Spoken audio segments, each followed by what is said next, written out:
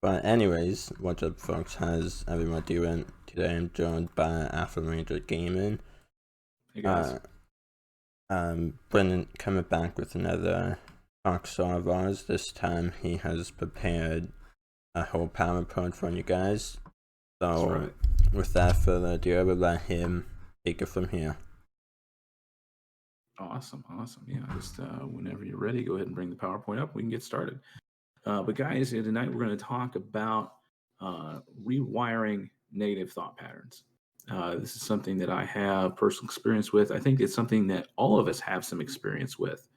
And, it's one of those things that, we have to deal with, in life. And there we go. Perfect. And it's one of those things that we have to kind of fight through. And I found it was really interesting. I did some research on this to, really understand what's going on in, our heads. And I have some pretty poignant examples. So go ahead and go to the next slide. We can talk about what we're going to talk about tonight. Here's what we're going to discuss tonight, guys. I want to give you an outline to kind of give you a roadmap for how we're going to do this. So first, we're going to talk about this success. And this is a success that I experienced, and then we're going to talk about what happened, with reality, because reality sinks in eventually, and, things can kind of go south. Of course, the phone goes off. Why wouldn't it go off while we're streaming? It always happens that way. Then I actually did some research on this. I found the types of negative thought patterns, and what they are. And actually, psychologists have done a lot of work on this. It's very fascinating. So we're going to talk about the different types of negative thought patterns that we can go through in our own heads, and then finally, we're going to talk about how we can arise and overcome. Oh my gosh. Okay, this is just going to have to be put on silent. Okay. There's that. Okay, so hopefully that won't bother us anymore. All right, so let's go ahead. Let's get into it. Let's talk about the success and where we're coming from and why we're going to have this talk tonight. So go ahead and go to the next slide. We'll get this show on the road. Okay, so some of you guys know I've been on here before. We had an amazing talk the last time we were here, and I have my own YouTube gaming channel. And as of recording, I'm sitting right at about 270 subscribers. It's really cool. I've been enjoying it. And primarily the game that I play is Magic the Gathering Arena. You can go ahead and go to the next slide when you're ready. There we go. So yeah, I play Magic the Gathering Arena. It's something that I played for a long time. I actually started playing Magic, the actual card game, when I was a kid, back when I was like in fourth grade. And so that it's been a while. We'll just put it that way. And I played on again, off again through high school. Kind of quit in college, got back into it after I got a job, and then things with I had a wife at the time. She wasn't really into it, and so kind of had to let that go. And now I'm back into it, and they recently released a digital version, which is called Magic the Gathering Arena. So that's what most of us have to play nowadays because of everything going on with quarantines and things like that. And so they've really been putting a lot into their digital program. So go ahead and go to the next slide, and I'll talk while the stream does its thing. But for me, it's a game that I've played for a long time, and most of it is social. They call it Magic the Gathering, so the gathering part of Magic is very important. So on Arena, we have a ranking system, and I know that we have this in a lot of different games at this point, where based on your performance, you get basically a certain type of rank. So the ranks go from bottom to top: bronze, silver, gold, platinum, diamond, and then mythic. Mythic is like the top spot, right? It's where at least you're supposed to think that that's where all the the good players are and things like that. And when you get to a certain rank in mythic, if you finish the season there, you're qualified for what's called the mythic qualifier. That's a big tournament where if you actually qualify to go to the mythic championship, there are potential cash prizes involved if you get into top 8, things like that. So there's some, pressure on it. If you want to be, to do this more full time and, do it more professionally, then obviously there is a high amount of pressure that you can put on yourself to kind of get high up on the ladder. You can go ahead and go to the next slide. And so, that in and of itself brings in a lot of mental stress because, I don't know about everybody here, but for me, it I'm a very results oriented person. I want to perform at a high level. And so it had really been my goal since I started the channel earlier this year to reach Mythic. The first couple seasons, I just didn't get there. It was something I had never done to date. However, on July 11th, big drum roll, go ahead and move to the next slide. I'm sure none of you have any idea what's going to happen. We got there. So we got to Mythic on the 11th, pretty early in the season, actually. The seasons are about 30 days apiece. And so we got immediately pushed into the numbers. So there's two levels of Mythic, basically, on MTGA. There's the ranked ladder, so the numbered ladder, where you have a numerical rank, and you need to finish in the top 1,200 to be registered for the Mythic qualifier. And then you get into what's called the percentages, which is basically outside of the numbers. You're, in some, mathematical algorithm. So then we kind of hit a wall, so to speak. It's like I had this meteoric rise into Mythic, right? It was just on a tear. I could not be stopped. And basically, after reaching Mythic, I proceeded to celebrate by losing 5 matches straight, which absolutely tanked my rank, as we like to say. Go ahead and move to the next slide. And basically, since then, I really haven't been able to maintain a win percentage over 35%, which is pretty flippin' bad, not gonna lie. It's not exactly where you want to be. And this is 10 days later, you can see where we are. We're pretty low down in, the rankings there. So it was definitely a mental hit for me. It was definitely something that really kind of, hit me, kind of in the gut, for lack of a better term. You can go ahead and move to the next slide. And I really started kind of getting down on myself, when this happened. It's a lot of things are going through your head when you have something like this. When you go from the highest highs to the lowest lows in a period of 10 days, you start going in this downward mental spiral of thinking. You start thinking to yourself, you have these thought patterns going, maybe I'm not good enough to do this. Maybe I'm not good enough to post content. Maybe I wasn't supposed to do this. Maybe I should just, quit the game entirely. Let's just uninstall the thing. We can rage quit the whole thing and just be done with it. We could just maybe just not post videos anymore. Maybe we're just not good enough to be posting on YouTube, and we can just play on ourselves. Or maybe I should just shut down the channel. Maybe it's something, that I don't need to be doing. And these are kind of the things that were going through my head. You can go ahead and move to the next slide. And that were really kind of impacting my gameplay. It's one of those things where, when you start down this pathway, it's kind of hard to stop. And so what I found was that psychologists have identified 15 different types of cognitive distortions, as they call them. These are basically negative thought patterns that we have about ourselves, about our situation, things along these lines. They define a cognitive distortion as a way our mind convinces us of something that isn't really true. Was it really true that I was not good enough to play the game? Well, obviously not. Okay, I know what I'm doing. I made it to Mythic. I just hit this bad streak. But in my head, I was convincing myself that that wasn't the case. Hey, almighty S world, glad you're here, brother. Glad you made it. So let's take a look here at the 15 different types of cognitive distortions. You can go ahead and move the slide. That psychiatrists and psychologists have identified and have actually put names to. And I know that, a lot of you are probably thinking, okay, well, maybe it's just like, one or two things, but it's actually a lot more. All right, so the first one is filtering. A person who's engaging in filtering, or basically mental filtering, takes negative details and basically blows them out of proportion. It's like, you get, you have a bad day at work, or, one thing goes wrong. Hey, thank you for the follow there. Really appreciate it. Welcome to the channel. And you basically filter out all the positive aspects of your life, and all you see is the negative, and you start magnifying that. You dwell on all the bad things that are going on, even if there are tons and tons of good things that are happening. All you see is the negative. All right, let's go ahead and move forward. This person, you really just ignores anything positive. You could win the lottery and then just be like, well, I'll have to pay taxes on that. The next one is called polarized thinking. So In a polarized thinking, basically it is two extremes. Either things are 100% perfect or 100% terrible. There is no gray matter. There is no in between. There's no, middle ground. So you either are an absolute perfect success or basically an abject failure. And life just doesn't work like that. I mean, I think we can all, relate to the fact that, there isn't always something that is perfectly good or perfectly bad.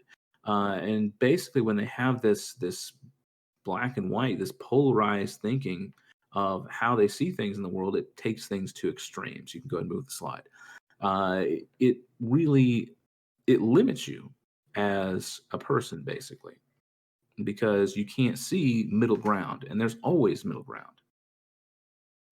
Overgeneralization, this is a good one. So, in this distortion, a person comes to a general conclusion based on a single data point.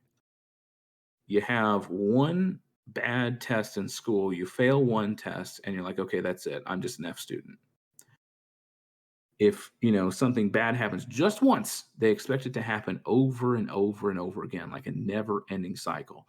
A person may see a single unpleasant event as part of a never-ending pattern of defeat. So, if you get a bad one just one time, that's it. You're just a total general failure, and you've just overgeneralized your whole life. You can go ahead and move the slide. And it's one of those things that it's really easy to do. Again, just kind of looking at very small instances of how things work in life. Jumping to conclusions. This is one that I think a lot of gamers are good at. I know I am.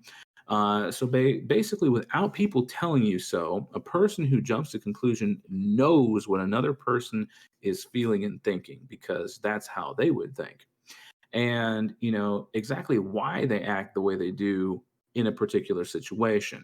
So if a person's able to determine how others are feeling towards that person, as though they could read their mind. This is basically mind reading. So jumping to conclusions can also manifest itself in being able to tell the future. It's like, well, it's happened this way before, so it's going to happen this way again. I know that I'm a failure. I'm predetermined to fail at life. Let's go ahead and move the slide.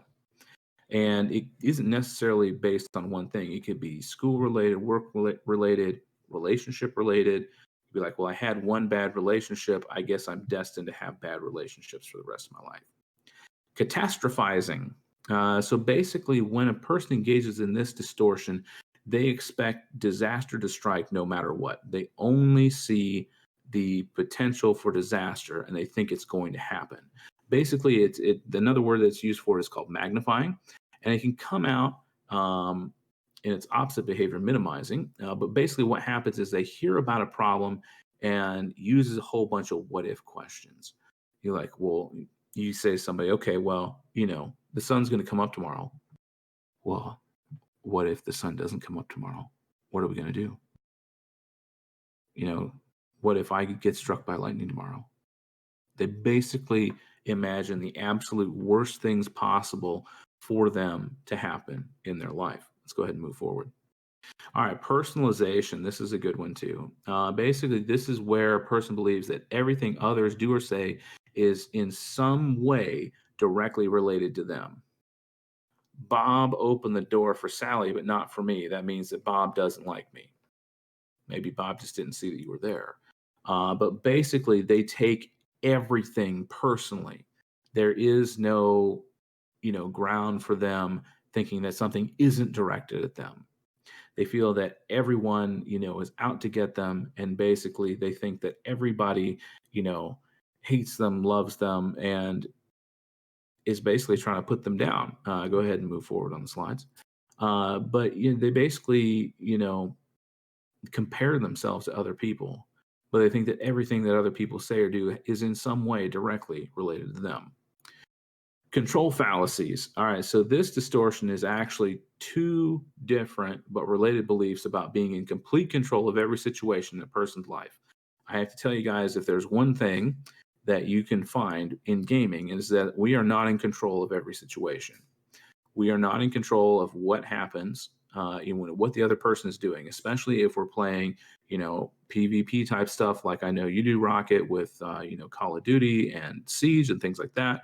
A lot of people like to be in control of the situation, and in games like that, it's just not physically possible.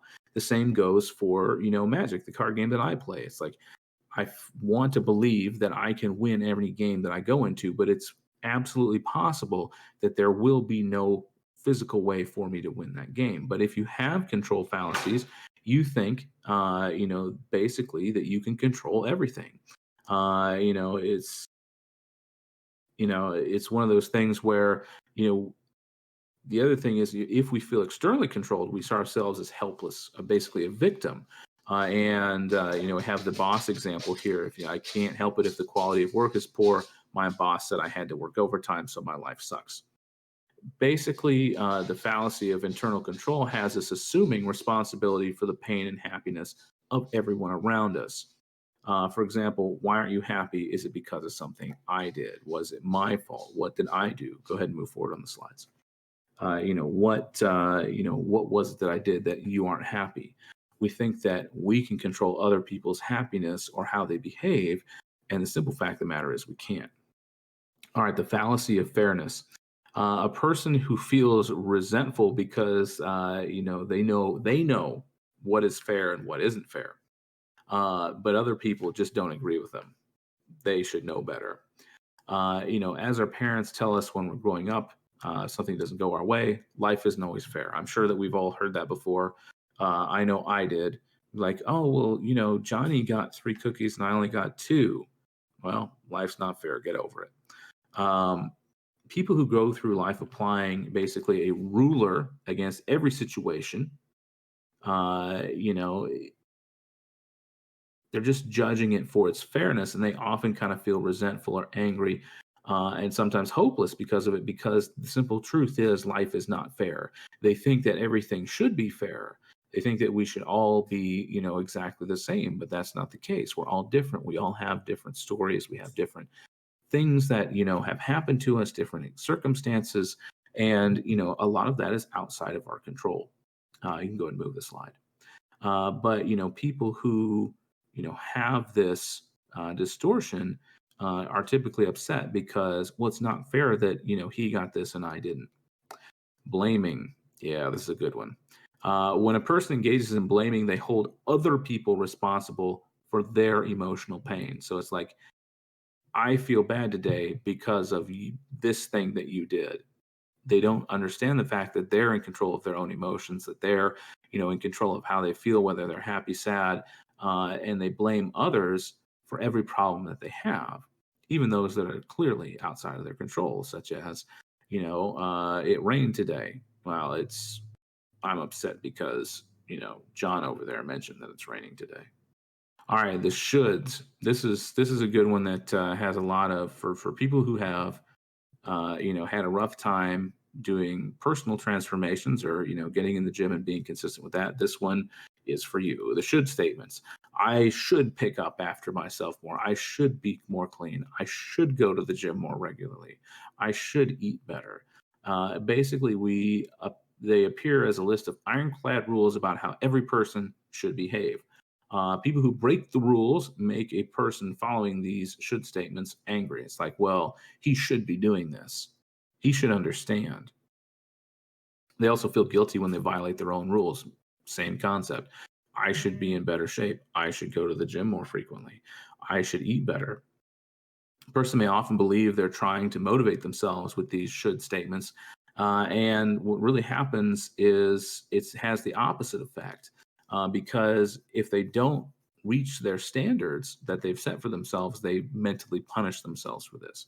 You can go ahead and move forward. I mean, I have had, struggles with weight all my life, and it's something that I've dealt with myself personally. Hey, J200, glad you're here. Glad you made the stream. All right, emotional reasoning. I think we've only got a couple more of these distortions left, and then we can talk about how we overcome them. Basically, the distortion of emotional reasoning can be summed up by the statement, if I feel that way, it must be true. So if you're feeling sad, you must be a sad person.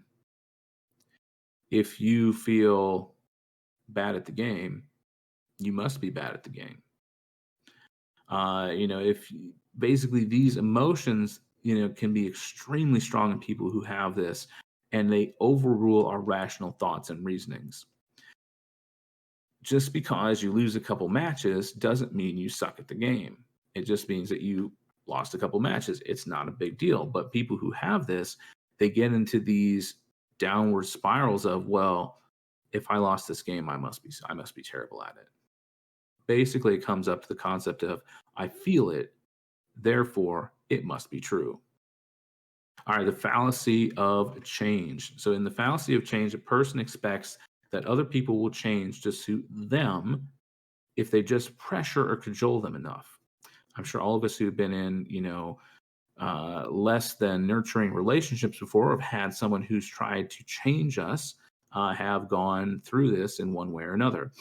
So basically, they think that a person needs to change people because their hopes for success and happiness seems to depend entirely on them. Basically, it's found in thinking around relationships. That's why I kind of mentioned the relationship thing. For example, a girlfriend who tries to get her boyfriend to improve his appearance and manners in the belief that this boyfriend is perfect in every other way and will make them happy if only they change these little couple things. If they just do this one thing, if you just go to the gym one more time a week, I know I'd be happy then. If you would just pick up your socks off the floor and put them in the laundry basket. I don't know why you can't hit that thing, but for some reason you can't. If you could just, wear a shirt and tie once a week, that would make me happy. It can go ahead and move forward. The simple fact of the matter is, guys, is, happiness is not derived from someone else. These people making these changes, one, it's going to breed resentment, towards you. And two, it's going to make the other person, think that they're not good enough. Global labeling. So basically, in global labeling, often referred to as mislabeling, a person generalizes one or two qualities into a negative global judgment about themselves or another person. So basically, this is an extremer form of overgeneralizing, which we talked about earlier. But basically, instead of describing an error in context of a specific situation, a person will attach an unhealthy universal label to themselves or others. Nice. Thank you for the host there, J200. That's awesome. Welcome, J200 viewers. It's awesome. Glad you guys are here. Mislabeling involves describing an event with language that is highly colored and emotionally loaded. For example, instead of saying someone, drops her kids off at daycare every day, a person who is mislabeling might say, like, she abandons her child to strangers. They basically look at it from one side of it and they project all the negative aspects onto that person. All right. Always being right. When a person engages in this distortion, they're continually putting other people on trial to prove their own opinions and actions aren't the absolute correct ones. If anyone has ever been in an argument on politics on Facebook, I'm sure that you are well familiar with how people like to do this. To a person who's engaging in the concept of always being right, being wrong is unthinkable. And they're going to go to any length to demonstrate their rightness. Jump on Facebook, get into a political discussion. You're going to see exactly what I'm talking about here. Okay, no need to dwell on this. Let's keep going. Okay, I think we're just about done. If my memory serves me right, we're about at the end. All right, so heaven's rewards fallacy. This is the final, this is the final cognitive distortion. And it's basically the belief that if someone sacrifices and denies themselves enough, eventually they're going to get a payoff at the end. It's the pariah concept where it's like, I'll just take on all of the pain and suffering in the world, and it'll be okay because I can handle it, and eventually I will be rewarded.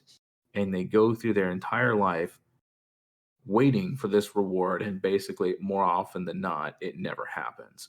It's basically a play off of the fairness concept, but it's even farther done. It's even more extreme than that, because in a fair world, the people who work the hardest will get the largest reward, right? I mean, that makes sense. But they feel that a person who sacrifices and works hard but doesn't experience the expected payoff is going to basically feel bitter because they didn't get what they were waiting for. Awesome. Thank you, J200. Really appreciate that. Okay, so which of the ones do you have? You don't have to answer. I just kind of want you to think about it. I know we went through a lot, and you can always watch the VOD again to kind of go through this. I know it was a lot to take in a short period of time, but basically what I came down to was during this time period for me, basically had three that I was doing. I was filtering, I was overgeneralizing, and I was blaming. I was filtering because I was only focusing on the negatives. All I could see were the losses. All I could see were the misplays, the mistakes, the places that I screwed up, and I didn't see any of the good things. Like, hey, I had this ridiculously fast climb to Mythic. I got what I wanted. I achieved my goal. I was overgeneralizing because I thought that since I had this losing streak, it was never going to end. It's like, well, I've lost so much in the past. It's just going to keep happening. I'm just suck at life. I'm unlucky. Take your pick, but that's where my head was. And then there was global labeling. And basically I felt like anyone who is getting ahead in life is cheating. All the people who are, who have made it, quote unquote, whether it be here on Twitch, whether it be on YouTube, or, anywhere else, they're all cheating somehow. They must be paying for views, right? They must be having view bots come and hit their stream. Of course that's not necessarily true. They've just put in more work. But that's where my head was, at that point. Let's go ahead and move forward. I think we're going to talk about how we start rewiring these thought patterns, how we get over them. We're now going to talk about how you arise and overcome this. This is the big one, guys, because, understanding what the problem is one thing. Understanding how to overcome it is something completely different. And overcoming is the important part. I picked this quote from Lincoln because I thought it was very appropriate. It says, "I'm not concerned that you've fallen. I'm concerned that you arise." There's a big Rocky quote that everybody likes to post up on YouTube. Basically, he says that, it's not about how many times you get hit. It's about how many times you get hit and you keep going. You keep getting back up. Let's go ahead and move into the next slide.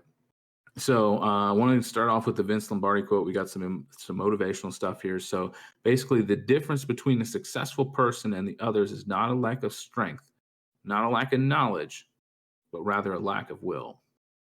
So in my research, I discovered there's a 10-step process to overcoming cognitive distortions, but I kind of felt that was really kind of boring and it wasn't very interesting. It was very dry. It was very impersonal.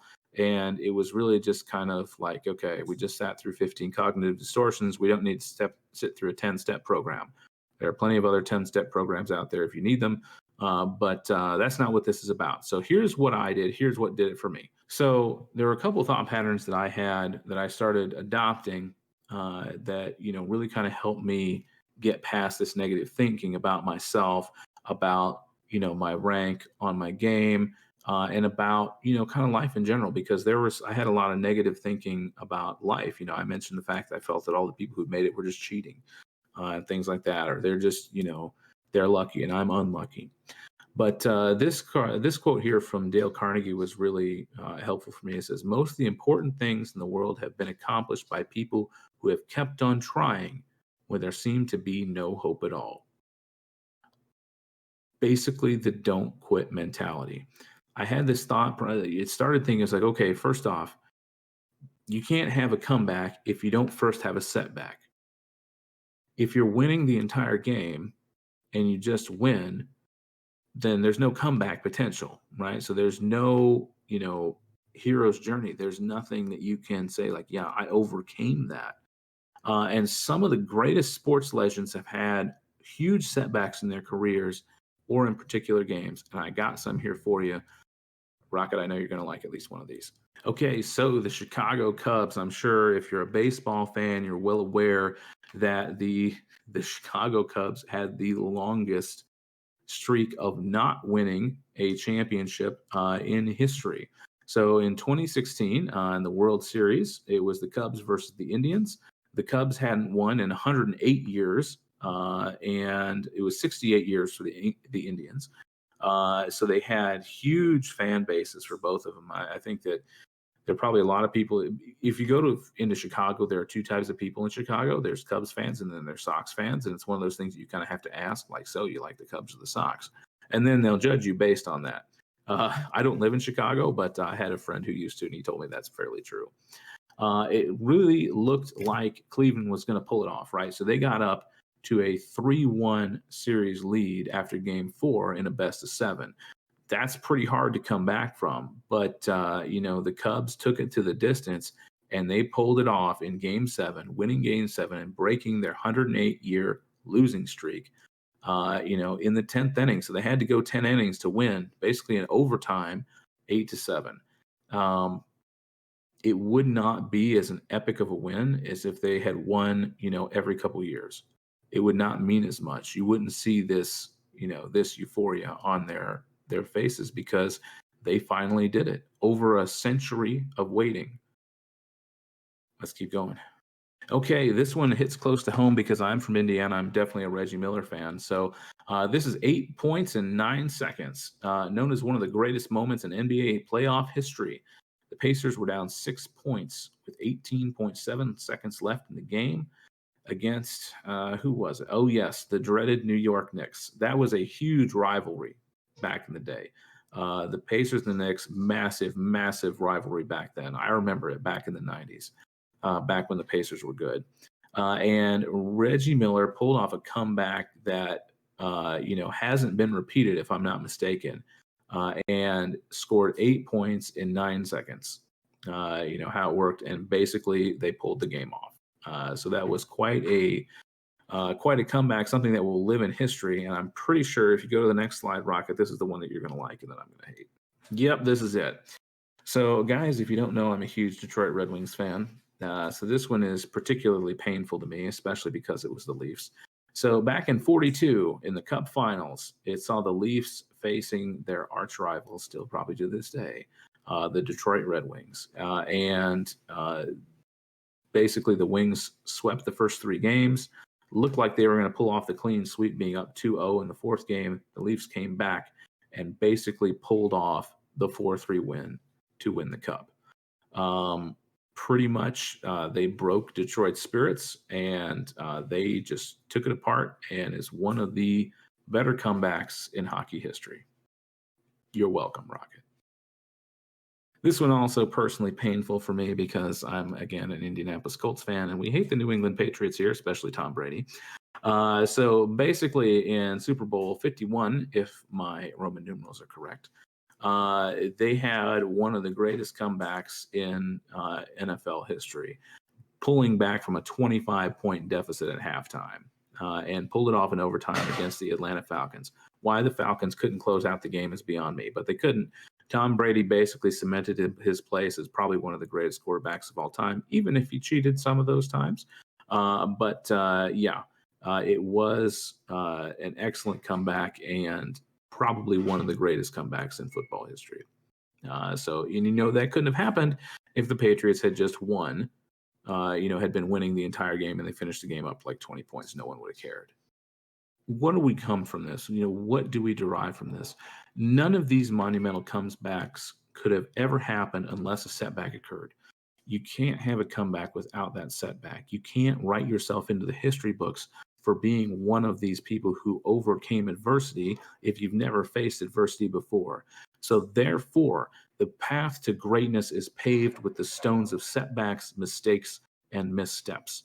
I think we can all relate to the fact that life is never always going to be winning. You're not always going to, just be on top of the world. You're not always going to have, the 100% win rate, a 20-to-1 KD ratio, whatever it is, it's not going to happen. Some of these games, you're just going to suck and you're going to go negative on your KD ratio, or you're going to have a less than 50% win percentage, things of that nature. But the thing is, you can't walk to the path to greatness unless you lay the stones with your work ethic. Basically, you have to keep going. You can't quit, because if you quit at that point, you have failed. But if you've refused to quit, if you keep going, you keep pushing, then you're still in it. So long as you are still in the game, you can keep playing. All right, so The other thing that that really kind of helped me out was a somewhat lesser known motivational speaker on YouTube. His name is Billy Allsbrooks. He actually used to be a rapper. He doesn't rap in his videos now, but he had a pretty big setback in his life that, he had a lot of demons he needed to overcome. And he puts out some amazing, amazing motivational speeches. So if you're into that sort of thing, I definitely recommend checking him out on YouTube. I will hit you ahead of time. He is a little bit religious based. So if that bothers you, then just be aware of that before you go in. Forewarned is forearmed.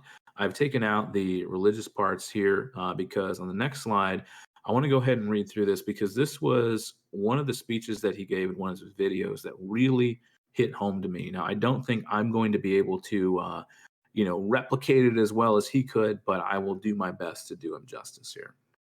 I also put the text on here so that if I miss something, you can read it. So, this is what I would listen to when I'm walking the dog at night when I'm feeling like crap, and I've went like 1 and 4 on the ladder tonight. I would walk the dog. I was listening to this. I was born a champion. I was raised a champion. I've got champion in my bloodline. I've always been a champion, and I'll always be a champion. When I close my eyes and die, I will be a champion. On my headstone, they will write champion. Every time they mention my name, they're going to say champion because my legacy is champion. My obituary will read champion. Every time they mention my name, they will say champion because I am a champion. Every day I wake up, I say, good morning, champion. When I look in the mirror, I see a champion. When I go to the gym, I work out like a champion. And when I eat like a champion. And the stuff I read makes me an even better champion. The things I put in my mind is champion because all day I'm a champion. From the moment I open my eyes to the moment I close them, I am a champion. I pray, I think, I speak, I walk like a champion.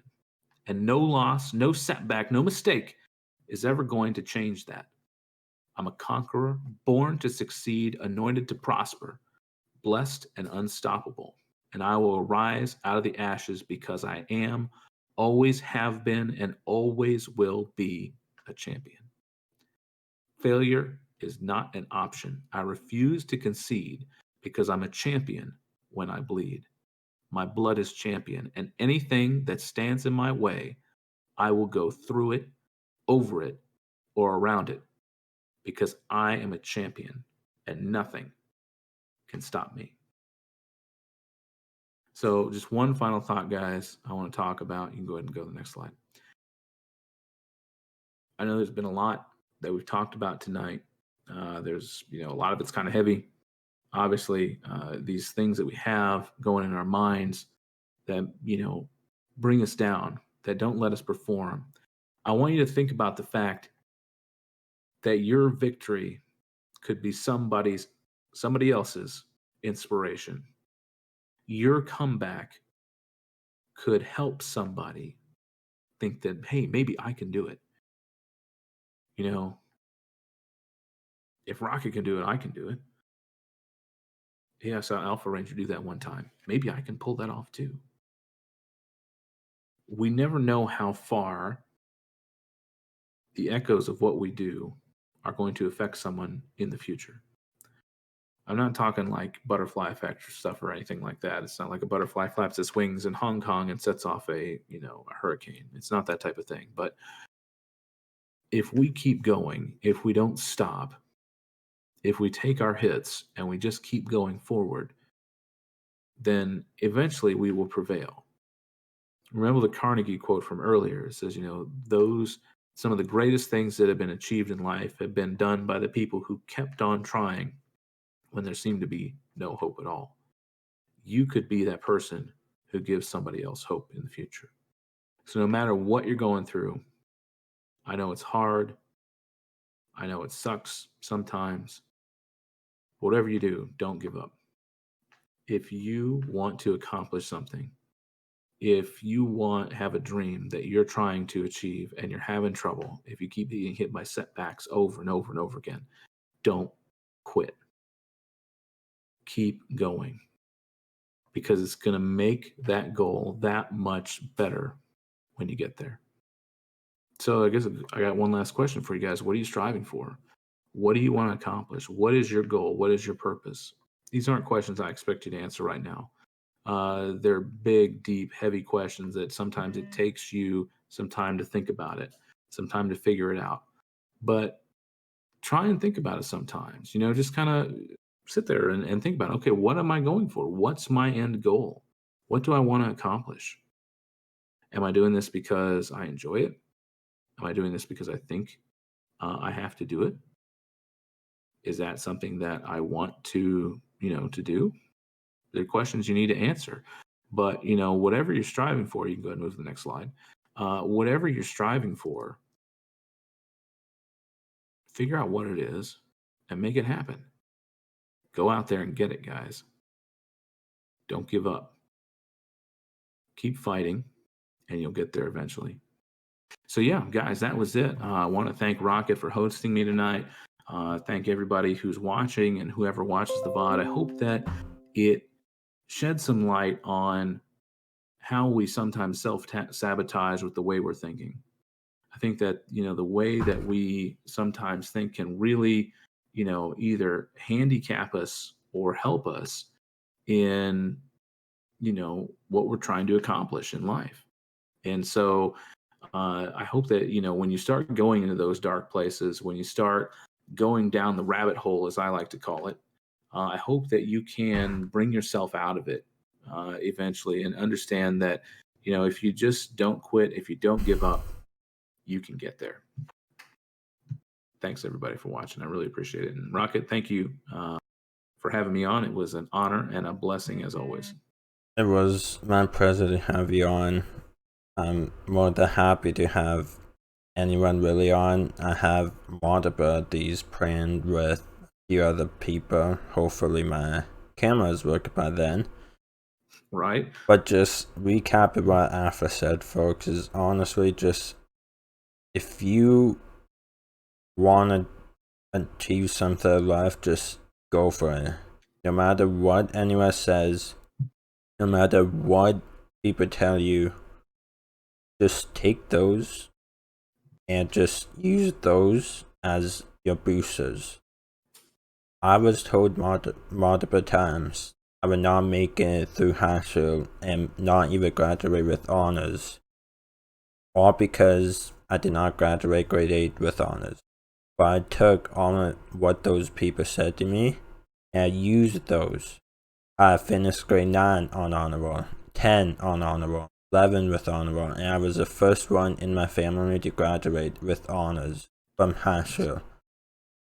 Everyone would tell me I would never make it to college. I would never achieve my dream of becoming a police officer. Here I am, my second year of college, my last year of college, and like a year away from being able to apply to my local police department.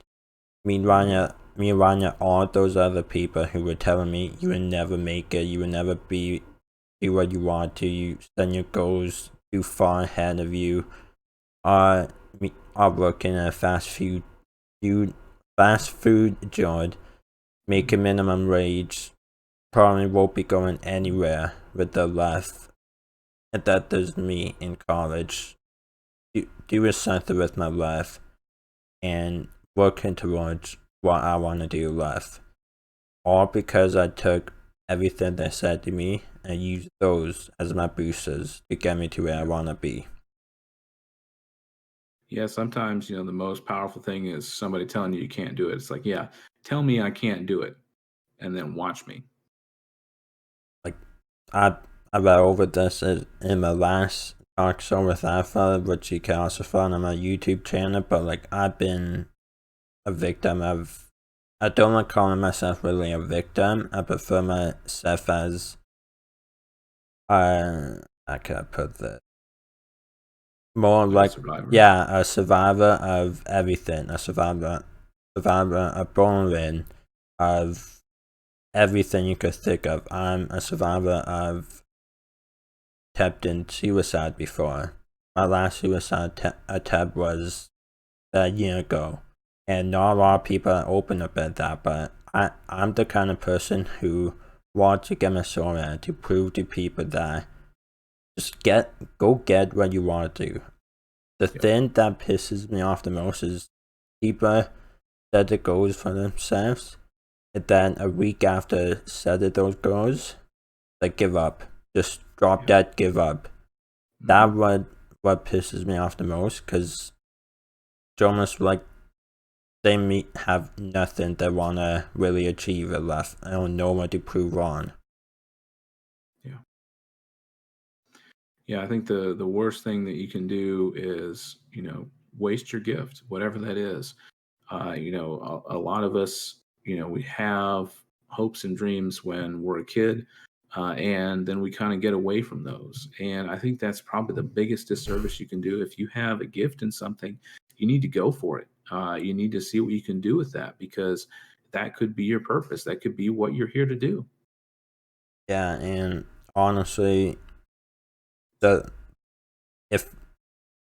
if I could provide one tip to anyone watching this, either live or after, if there's people in your life who are doing no good to you or for you, let them go. Like, the amount of people I had to let go in my life because they were not doing anything for me or not supporting me anywhere. I'm glad for maybe having 35 friends down to like 5. So out of those 35 friends, 5 of them were true real friends of mine. 30 of them were just fake. So it just maybe 2 years ago, I got dropped dead cold at the blue, lost no contact or nothing from my best friend of going on. This year will have been going on 15, 16 years. And then she just dropped me right out of the blue. No explanation, no nothing. Just would not answer any of my messages or anything. Just dropped me dead cold. That's crazy. And I'm not gonna lie, that did hurt me a bit because I trusted her with everything. Yeah. But honestly, I'm not really bothered by it. I thought I could trust her. Thought we would never lose contact and continue see internet or talk with each other after grade 8. But obviously, I assumed wrong, and I learned from my mistakes. Well, that's the most important part. And that's, I think, what, a lot of people have issues with is, they keep trying to do the same thing over and over again, expecting a different outcome. Yeah, like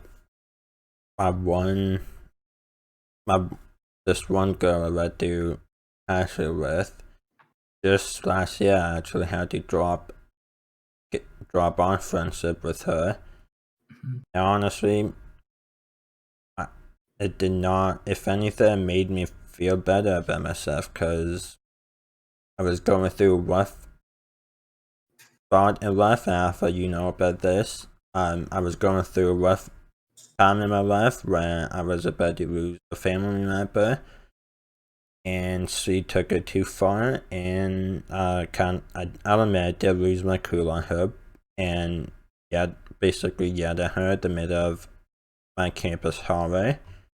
Yeah. But honestly, ever since I dropped her, I have been feeling much better about myself. I'm actually starting up my own motivational speaking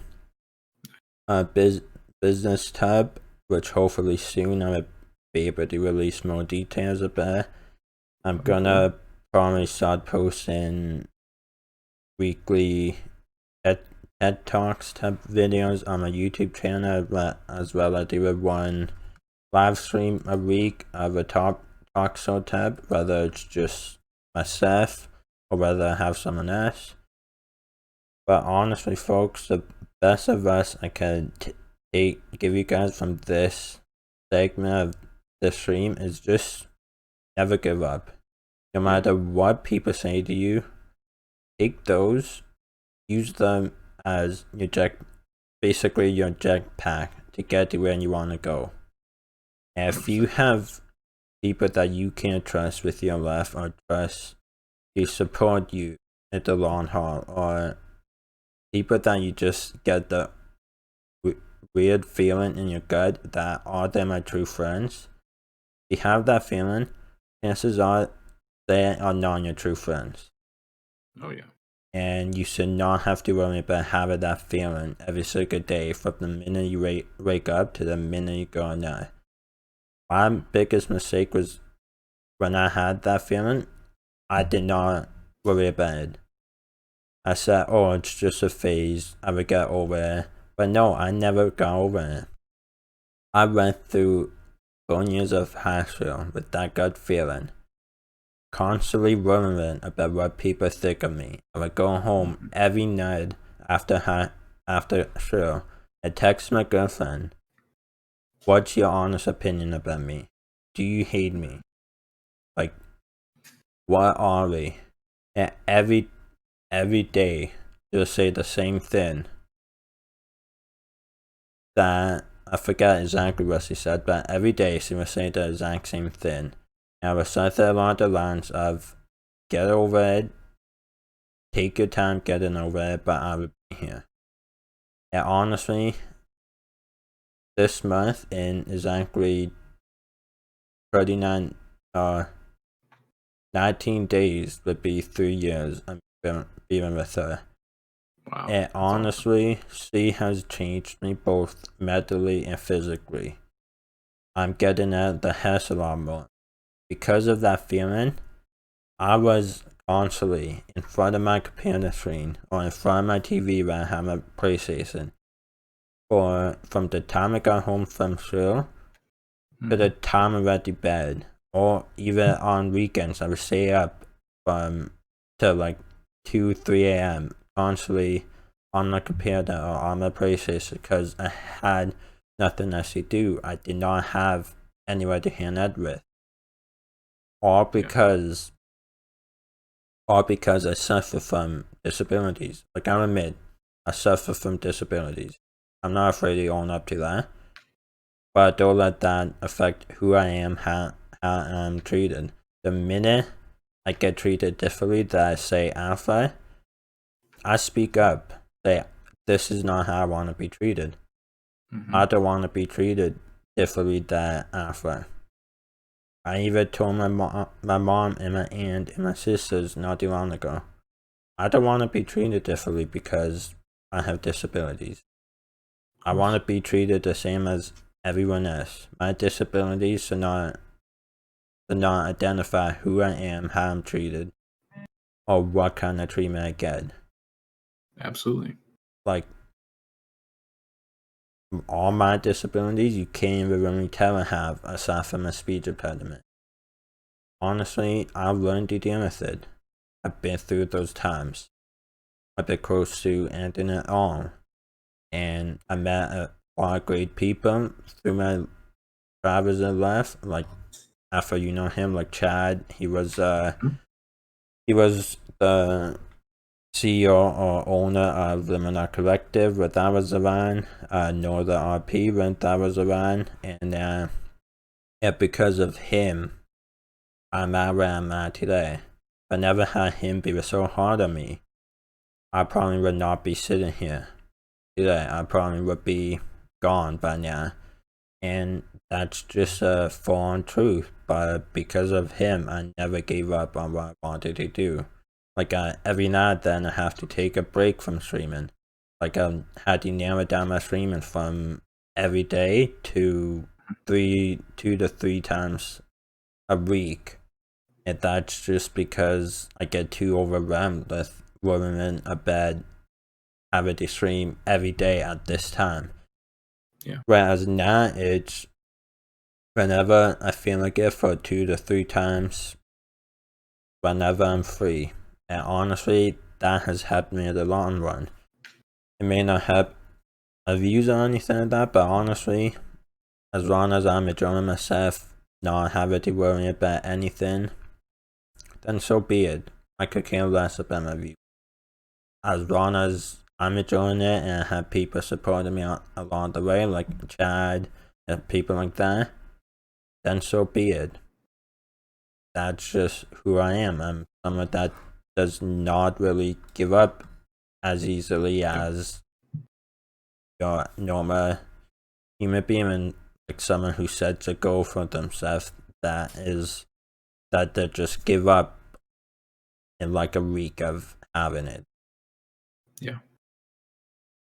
Absolutely. Absolutely. Well, man, it was a great stream. I really enjoyed it. Thanks for having me on again. I really appreciate it. And, if I come up with some more material, we'll have to get on here again and do it, okay?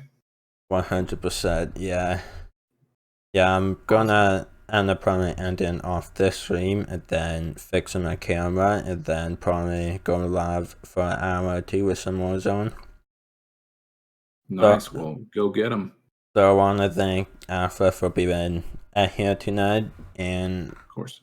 like I said, we'll probably be ending my stream off here, that either streaming some Siege or that, depending how I feel. And I just appreciate everyone for coming out here today. It just makes sure to stay tuned, as I will be uploaded this video to my YouTube channel, which you can find as like Alpha. I don't really have a personalized link, but you can find my YouTube channel there. You can also find Alpha's is it youtube.com/Alpha Ranger. Yeah, it's like C/, so it's youtube.com/C/Alpha Ranger Gaming. If you want, I can post it up real quick. Okay. So you could go ahead and go follow or subscribe to Alpha Ranger Gaming's YouTube channel there. Appreciate it, brother. And yeah, just hope everyone really enjoyed, and make sure to stay tuned for that for the video up on my YouTube channel. And I hope to see you folks when I start on my next stream. Sounds good to me.